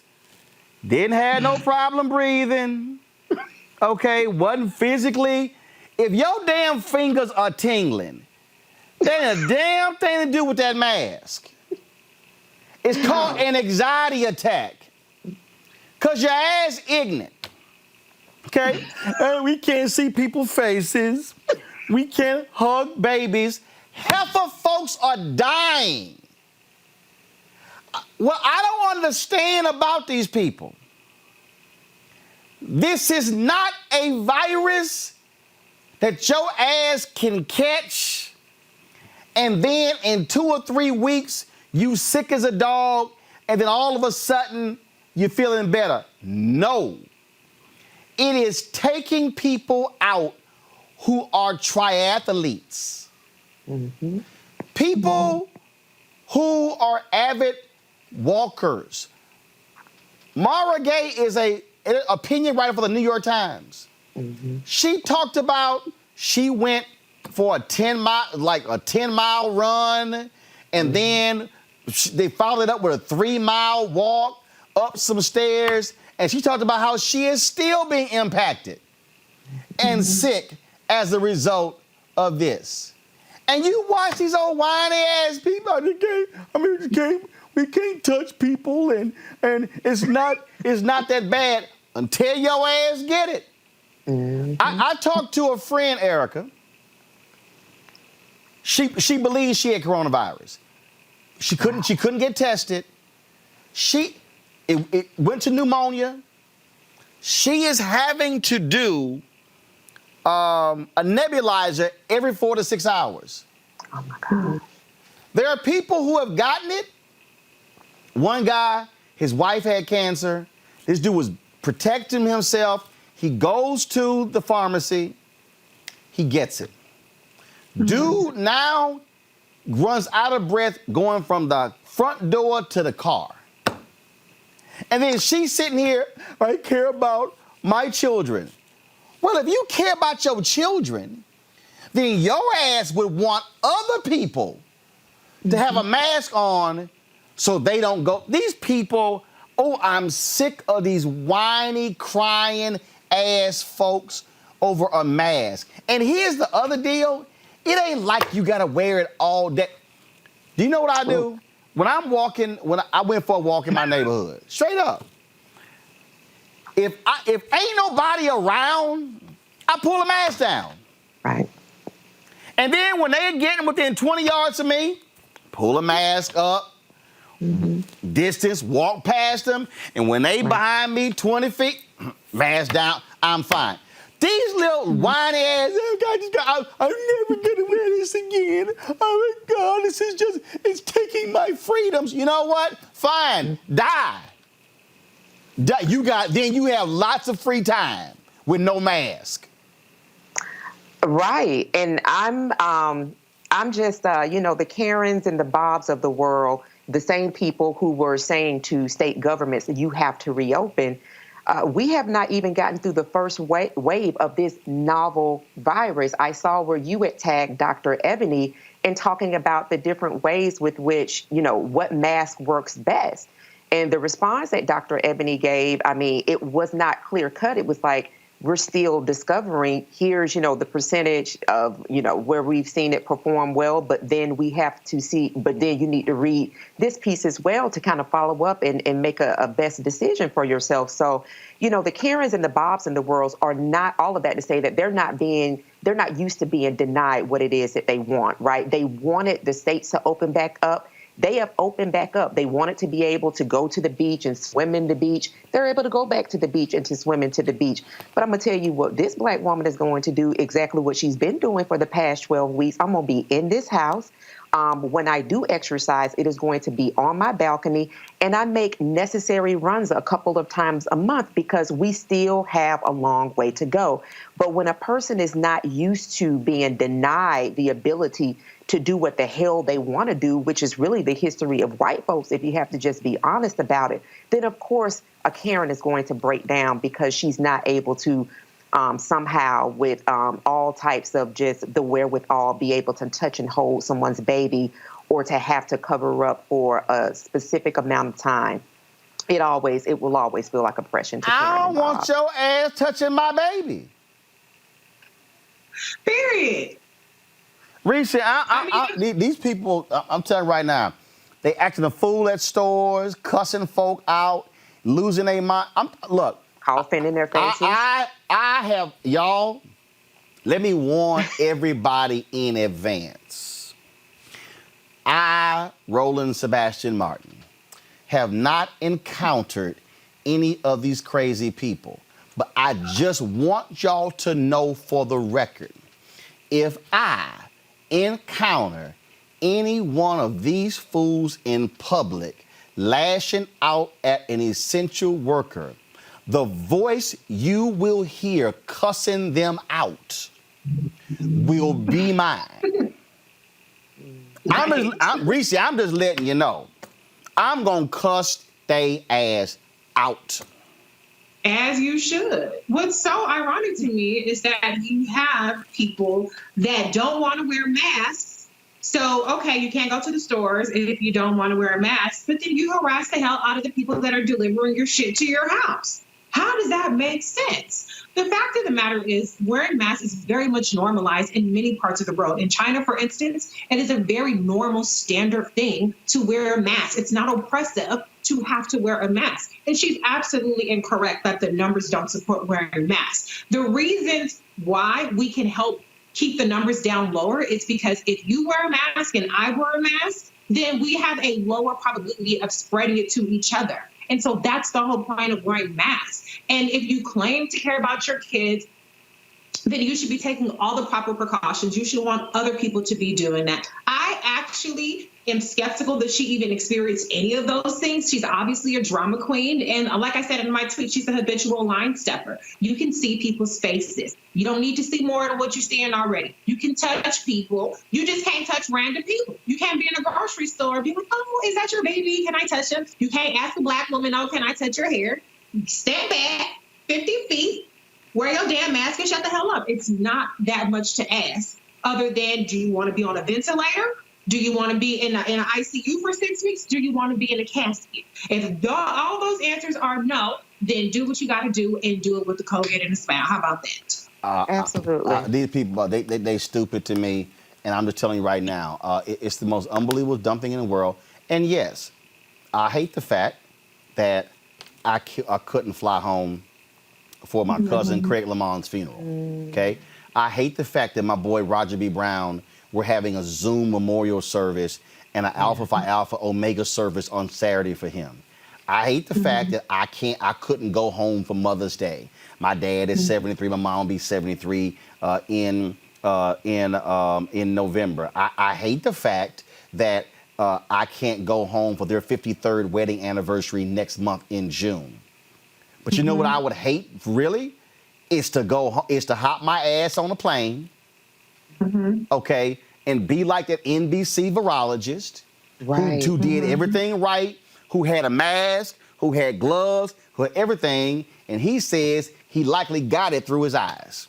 Yep. So I would hate to go home and, again, leave my house, go into the airport, get on a plane, get off the plane, go into another airport, get into a rental car, drive home, not knowing who the hell was in it, what's going on, to go home, potentially infect my parents, both who have pre-existing conditions, and then all of a sudden, they in a hospital on a damn ventilator because of that. No, I would rather be safe. Y'all stay where y'all at. I stay here. Let's keep testing. Let's bring this thing down. But you're absolutely right. There's going to be a second wave. Dr. Ebony Hilton was right. There's going to be a second wave. And we've already had 95,000 people die. Jesus. We're going to hit 100,000 by the end of the week. And trust me, folks, these people are going to cause another 100,000. The study came out, Reese, that said, Columbia University study, had the Trump administration 1 week earlier instituted the distancing. Guess what? 36,000 deaths could have been averted. That's more than a third. And this ignorant fool is mad about a damn mask. And I just saw a tweet today, and I'm not sure, forgive me if it was Alabama or some southern state. They're basically saying in some places, we don't have any more hospital beds for you. We don't have any ICU capacity. We are at 100%. So if you catch coronavirus and you need to be admitted, Either you're going to die or they're going to have to take somebody else out of that ICU and kill them. That's where we're at in places, and that's what we're heading to. That's why we stayed home. That's why we had to bend the curve, because despite the fact that we're one of the greatest countries in the world, we do not have unlimited ICU capacity. We do not have unlimited ventilators. We do not have unlimited hospital beds. And so we were able to stave off some of the more severe impacts earlier, even though, as you said, Roland, still 36,000 preventable deaths. We are not out of the woods yet. And in some places, you better pray to God that nothing happens to you, because that is an instant death sentence if it does. All right, look, some of y'all complaining we're getting no sound on Instagram. Y'all, that's Instagram problem. That's not us, okay? We're getting sound on YouTube. We're getting sound on Facebook. We're getting sound on Periscope. So, Keenan, kill the Instagram feed. I don't know what's going on over there. But all the people on Instagram, y'all need to be watching on YouTube, okay? So just come to YouTube and watch. And matter of fact, I think we're just going to stop streaming on Instagram because their platform is all screwed up. Y'all, I saw this video here of another Karen. Oh, my God. I had no choice but to show it. A Karen acted a fool with a white cop. Her ass got arrested. Please press play. Well, I did issue for a defective equipment. It's $80. You have till September 16th to take care of this. Get you to sign there with the X is. So you don't even give a warning for this? You've been driving around for 6 months like that. I'm truthful. Well, I'm not going to give you a warning for something you've been driving for 6 months. But I don't want to sign it because I don't want to do $80. You don't want to sign it? No, because I don't think that I deserve to pay $80 for something that is fixable and I can fix it. All right. That's all you want. Go ahead to and do. step out of the car. Why? Because you're under arrest. Step out. Step out of the vehicle. No, I'm not. Step out. No. Step out. I'm giving you a lawful order. Step out.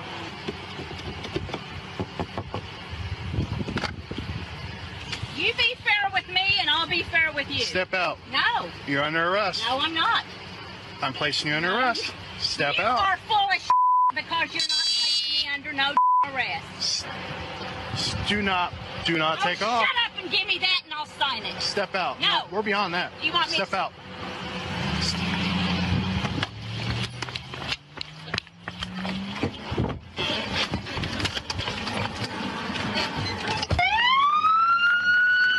Get out of the car. Get out of the car. Get out of the car. Get out of the car. Get out of the car. Get out of the car. You better leave me. Put your hands behind your back. Leave me alone. Put your hands behind your back. No. Now. Leave me alone. I mean it. Leave me alone. Put your hands behind your back. Put your hands behind your back. Lay down and put your hands behind your back. Now. No, you will not. You're going to get it again.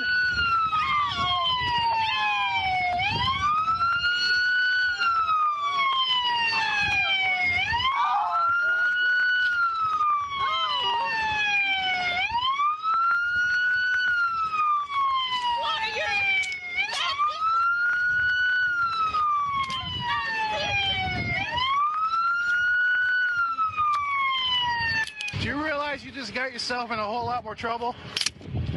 What? For running? Oh, I didn't run. I told you you weren't going to arrest me. I pulled in here thinking that you would not. You hurt? Yeah, I'm hurt. What hurts? Everything. All right, I got EMS on the way. Just hang tight. You got a what on the way? I got an ambulance on the way. Check you out. Ambulance? I don't need an ambulance. Well, you got tased, so they got to check you out. You did not have to taser me. You wouldn't comply. You wouldn't get out. And then you tried to kick me. So, Why? yes, I did. Yeah, I tried to kick you because I'm a country girl. Because, no, I And didn't you got like being tased thrown on because the of floor. it. Yes, and I didn't like being thrown on the ground. Well, next time, listen to what I'm telling you to do. Okay, let me just be real clear. That shit was funny. Okay, I'm just gonna be straight up honest. 2, they said that's not a Karen, that's a Sandra because she's over 65. That's what they said on YouTube. If that was a black woman, she's dead. Yeah. That's that part. Sandra Bland was arrested and thrown in jail for a hell of a lot less than that. Yep. Mm-hmm. But the fact that this woman, Erica, I mean, look, I don't want cops to sit here and tase nobody. But you admitted you driving around for 6 months. Now, hell no, I ain't taking no ticket. That video right there is absolute white privilege. Mm-hmm. I ain't taking your ticket. I'm driving off. How dare you tase me? I'ma kick you. I mean, that's some white privilege right there. Mm-hmm. Yep. At every level and every age group. And then we saw how she cussed him. So for me, what I'm seeing, and I had those same exact thoughts, that Sandra Bland and her family paid a whole hell of a different price than Sandra did.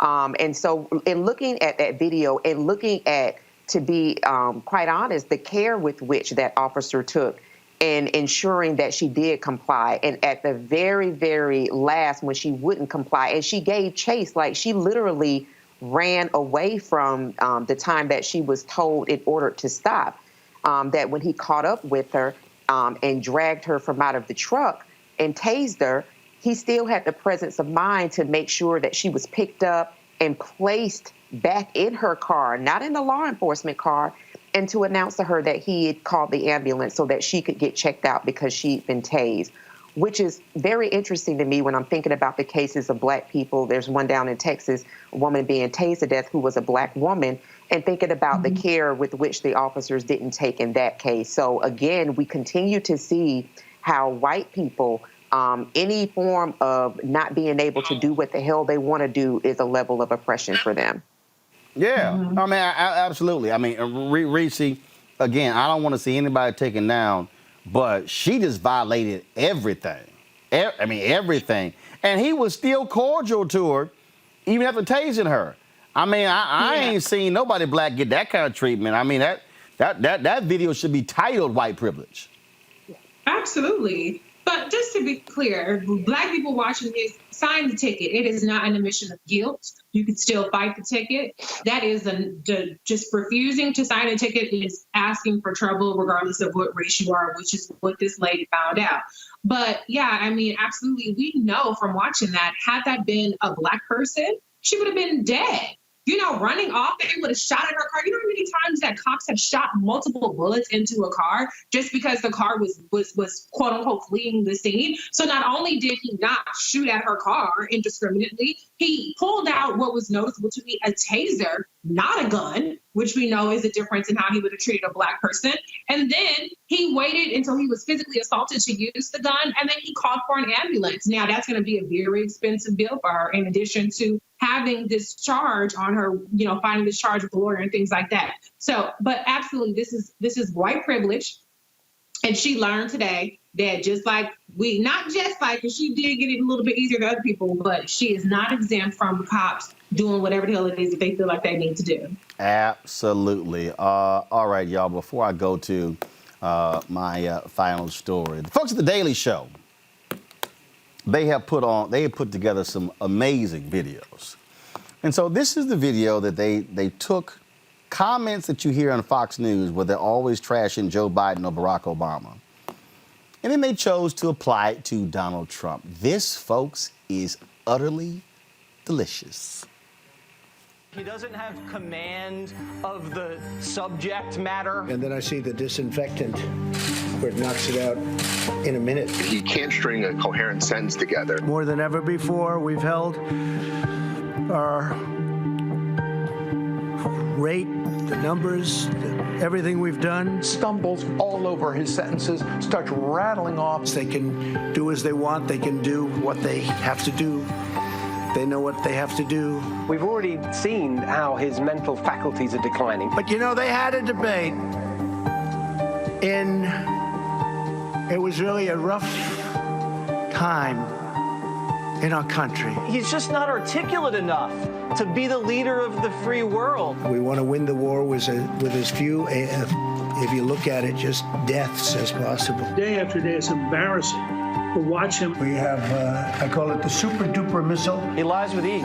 Anybody that wants a test can get a test. Some of his appearances lately have been just downright disturbing. I happen to be taking it.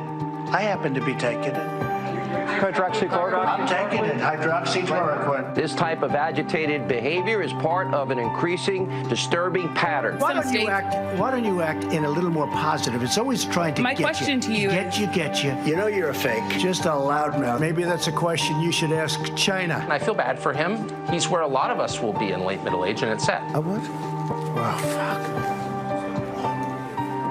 Uh-oh. You know, he's old, he's creepy. The professionals did the models. I was never involved in a model.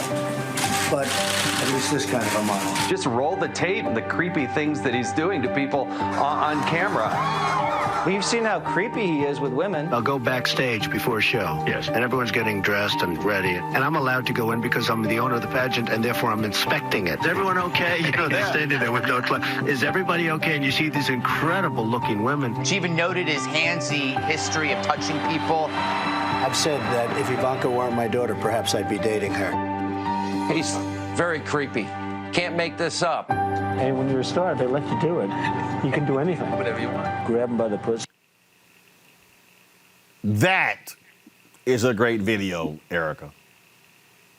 Yeah, and kudos to the 53% and voter suppression for getting in someone who is all of those things in that montage video. I think that all of the things that we hear from out of right-wing media outlets, Fox News, is really just projection, right? They have a very specific audience that they cater to. It is an audience that despises and detests Black and brown people, especially Black and brown people that are in any position of leadership that do execute and show competence. And so I think that using their very own words against them is something that is definitely powerful and something that needs to be continually put into the forefront of people's mind as media continues to cover Trump and all of his ramblings ad nauseum, unfortunately. Oh, go right ahead, Reese. Yeah, actually, though, I have to shout out Sarah Cooper because I think that she does a genius job practically every day spoofing Trump with lip syncing or wordsmith, whatever, however you want to call it, his words. But it's incredibly disturbing that Trump just has completely lost it. And just the fact, going back to the earlier video that you showed, that he says he's taking hydrochloroquine. And he says, what do you have to lose? As if this isn't a potentially deadly cure. If you don't have a disease that it's trying to cure, it's literally insane. And I think that we are just completely at his mercy when a person who has abdicated all of his responsibility to have a competent response to this. And unfortunately, the cruelty part of him is what's driving our policy. And it has very real consequences. As you said, Roland, we're over 90,000 deaths right now. The curve was supposed to be at 100,000 in August, and we're in May, and there is nothing that's being done to stop this from getting even worse. And that's what's really at stake here. Absolutely. All right, folks, got to go to a break. We come back. We're going to talk about a program in Los Angeles, in California, to help Black folks get involved in the cannabis industry. Why is it that those who have a criminal record, it is actually hurting them? We'll talk with the guest next. Roland Martin Unfiltered. You want to check out Roland Martin Unfiltered? YouTube.com/Roland S. Martin. And subscribe to our YouTube channel. There's only one daily digital show out here that keeps it black and keep it real. It's Roland Martin Unfiltered. See that name right there? Roland Martin Unfiltered. Like, share, and subscribe to our YouTube channel. That's YouTube.com/Roland S. Martin. And don't forget to turn on your notifications so when we go live, you'll know it. All right, so a lot of y'all are always asking me about some of the pocket squares that I wear. Now, Robert don't have one on. Nope. Now, I don't particularly like the white pocket squares. I don't like even the silk ones. And so I was reading GQ magazine a number of years ago, and I saw this guy who had this pocket square here, and it looks like a flower. This is called a shibori pocket square. This is how the Japanese manipulate the fabric to create this sort of flower effect. So I'm going to take it out and then place it in my hand so you see what it looks like. And I said, man, this is pretty cool. And so I tracked down, it took me a year to find a company that did it. And so they make these about 47 different colors. And so I love them because, again, as men, we don't have many accessories to wear, so we don't have many options. And so this is really a pretty cool pocket square. Now, what I love about this here is you saw when it's in the pocket, you know, it gives you that flower effect like that. But if I wanted to also, unlike other, because if I flip it and turn it over, it actually gives me a different type of texture. And so therefore it gives me a different look. So there you go. So if you actually want to get one of these shibori pocket squares, we have them in 47 different colors. All you got to do is go to rolandsmartin.com/pocket squares. So it's rolandsmartin.com/pocket squares. All you got to do is go to my website, and you can actually get this. Now, for those of you who are members of our Bring the Funk fan club, there's a discount for you to get our pocket squares. That's why you also got to be a part of our Bring the Funk fan club. And so that's what we want you to do. And so it's pretty cool. So if you want to jazz your look up, you can do that. In addition, y'all see me with some of the feather pocket squares. My sister, who's a designer, she actually makes these. They're all custom made. So when you also go to the website, you can also order one of the customized feather pocket squares right there at rolandsmartin.com/pocket squares. So please do so. And of course, that goes to support the show. And again, if you're a Bring the Funk fan club member, you get a discount. This is why you should join the fan club. Folks, a Los Angeles government program set up to provide cannabis licenses to people harmed by the war on drugs has been plagued by delays, scandal, and bureaucratic blunders, costing some intended beneficiaries hundreds of thousands of dollars in losses. Black entrepreneurs and activists across L.A. say that the city's social equity program has left aspiring business owners on an indefinite waiting list, causing potentially irreparable damage to their families' finances and preventing them from opening marijuana shops they have been planning for years. Joining me now is Virgil Grant, one of the 6 owners and a co-founder of the California Minority Alliance. And so, Virgil, what the hell is going on there? Yeah, it's quite a bit going on. There was the entry program. When filling out your application, the process was flawed.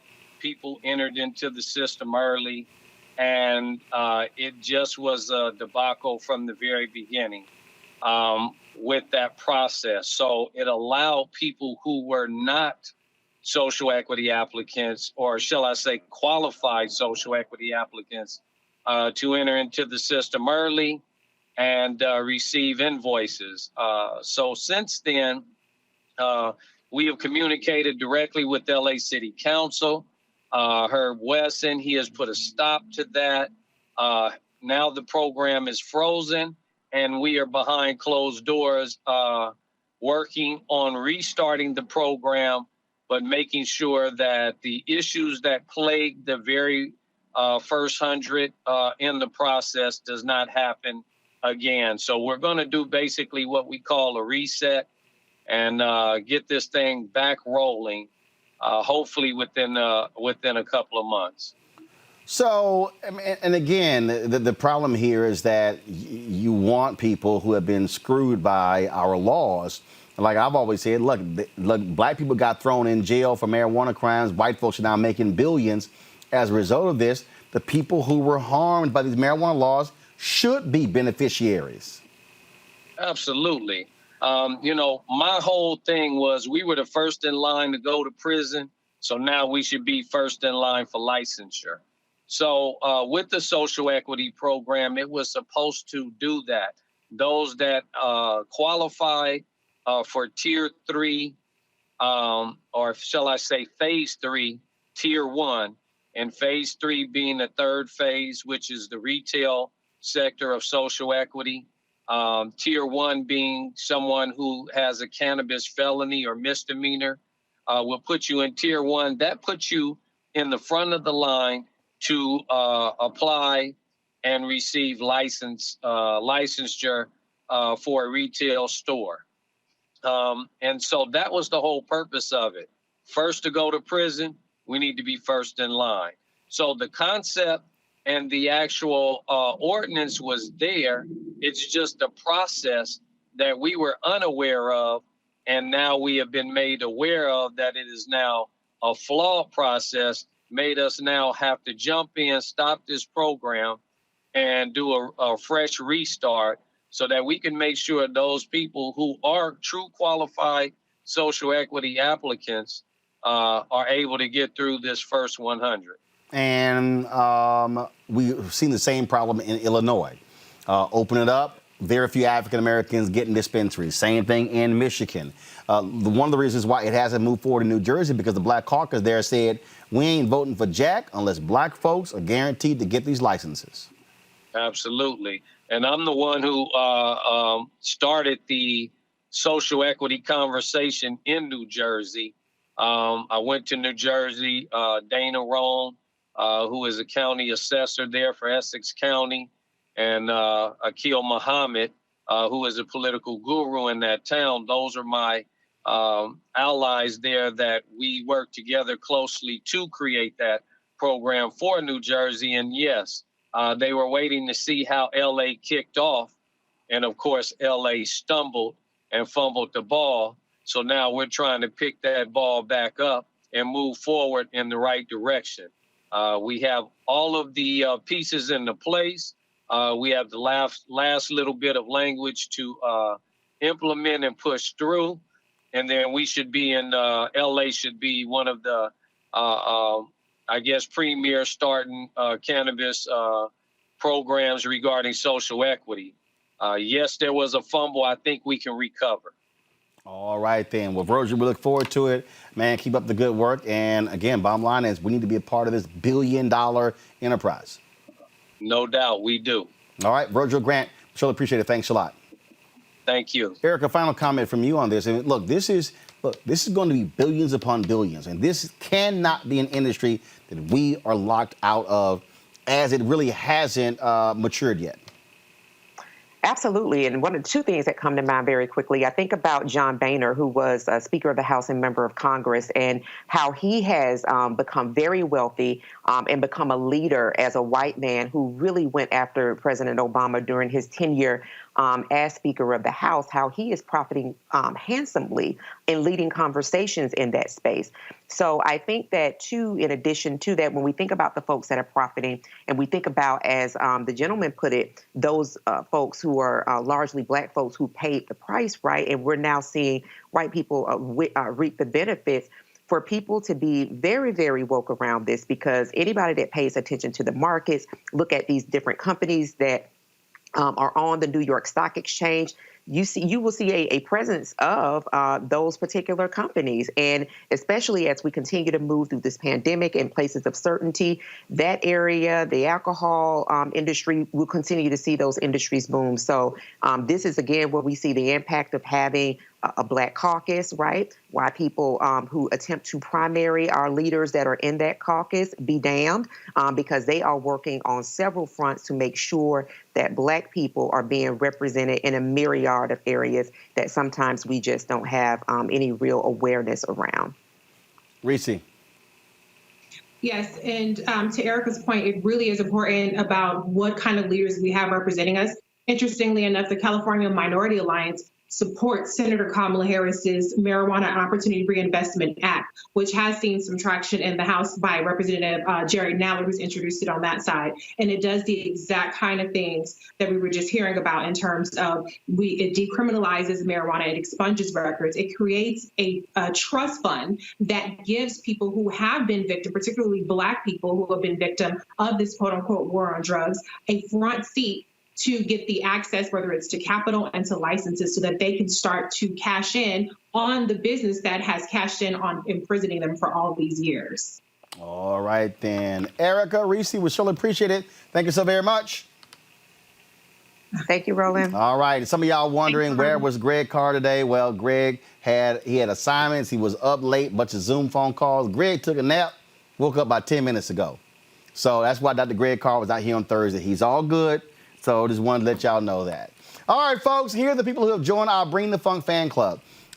In the last 24 hours, we always give a shout out to those who have given $50 or more. Andrea's Cook, Antoinette Knoll, Bombastic Elements Inc., Clifford Sparks, Dennis Paget, Dewana Shields, Gregory Horsley, Harry Alexander, Jackson Turman Consulting LLC, Jacqueline Williams, Jadonna Sanders, Kelly, Kevin Keeler, Marlon Glenn, Marquise, Marsha Perry, Michelle Peck Glaspie, Ramona Prescott, Roderick Freeman, Roxy Wilson, Chantel Farr, Sonia Sanders, Talisha Tolliver. Also, there are a few of the names. These are the people who actually sent in checks.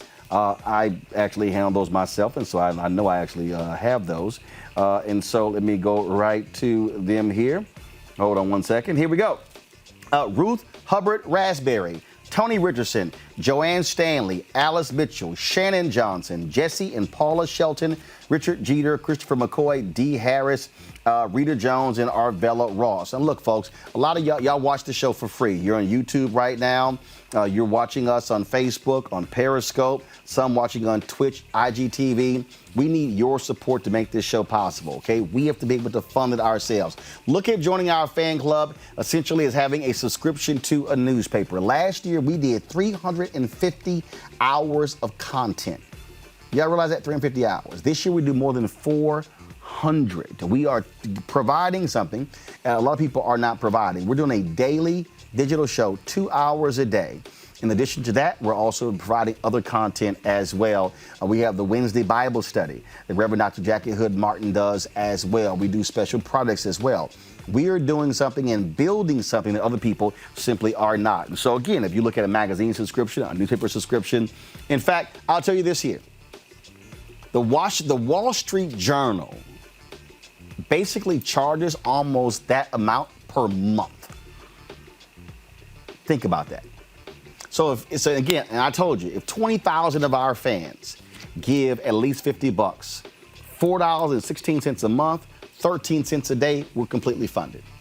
That's no advertiser, no nothing. Our goal is to remain independent and free to be able to cover what we want and say what we want without any sort of interference from anybody, any advertiser, but we need your support to do so.